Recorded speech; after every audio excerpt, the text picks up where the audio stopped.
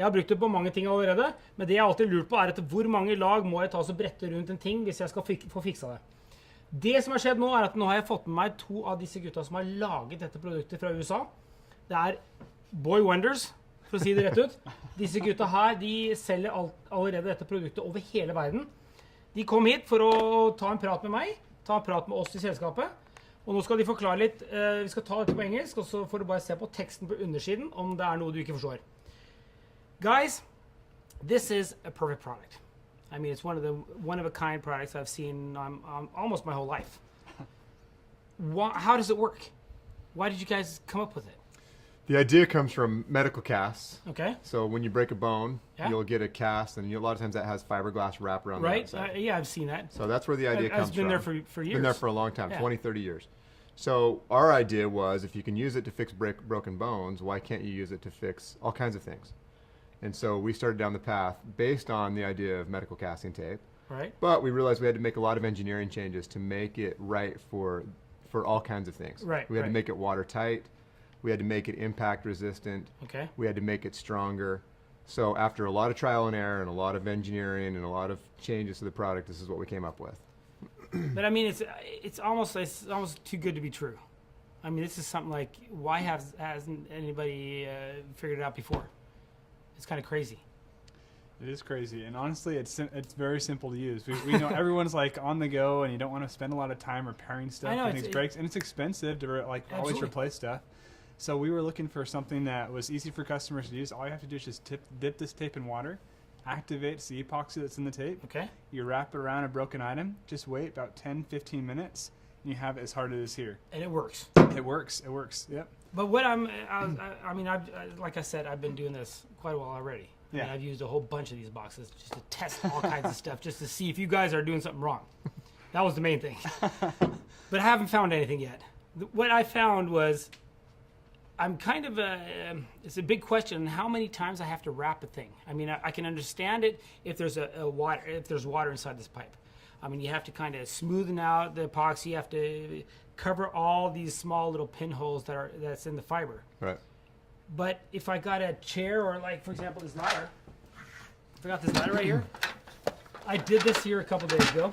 Yeah. I cut off I cut this. This is my favorite ladder, by the way.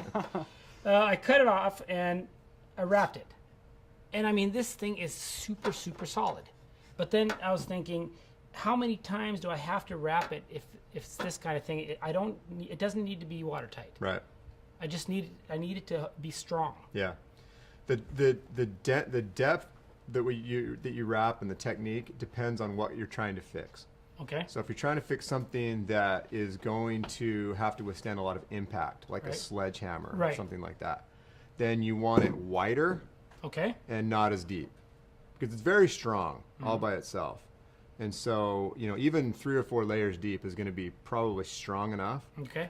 But the wider you get, the more impact resistant it's going to be. Because it will actually strengthen the whole area on both sides. Exactly, and it has to withstand a lot of vibration and a lot of force. And so you want to wrap it wider for those kinds of projects. Yeah, because I've seen a couple of movies online.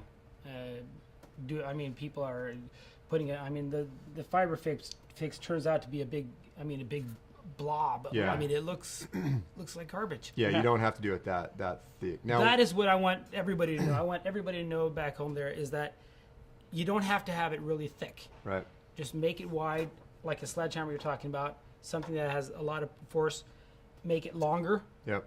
So you can kind of dissipate the force. Force on it. Yeah. Exactly. What's nice too is if you're using it to fix, I don't know, household furniture, if you had a stool fall over or a chair, right? I mean, you can wrap it and then you can just sand it down afterwards and paint right over it. But then again, you don't really, because it doesn't have, for example, if you do have a chair and a leg, it doesn't need the strength sideways as much, so you could actually make it thinner. Yeah, it doesn't have to withstand the impact as much, so you can make it thinner, not as deep, and then sand it down, smooth it out, and it looks great. And paint over it, and everybody's happy. Now, when you're talking about water pipes specifically, you don't have to go wide because it doesn't have to withstand impact, right? And it doesn't even have to withstand load. Because the only thing it's doing is just tightening up the crack. It's just going to seal that crack. So with that, you just want to go more layers because it needs to be completely watertight. Right. and then just really tighten it down with the vinyl strip that comes in it. Okay, and that will make it even stronger. That was my next question, actually. Hold this, Eric. Sure. I was looking at that vinyl piece. This is something, here I am, of course, like I'm the carpenter handyman, right? So the first thing I do is I, of course, throw that plastic strip away. Right. What is this for? Well, I'll tell it like this.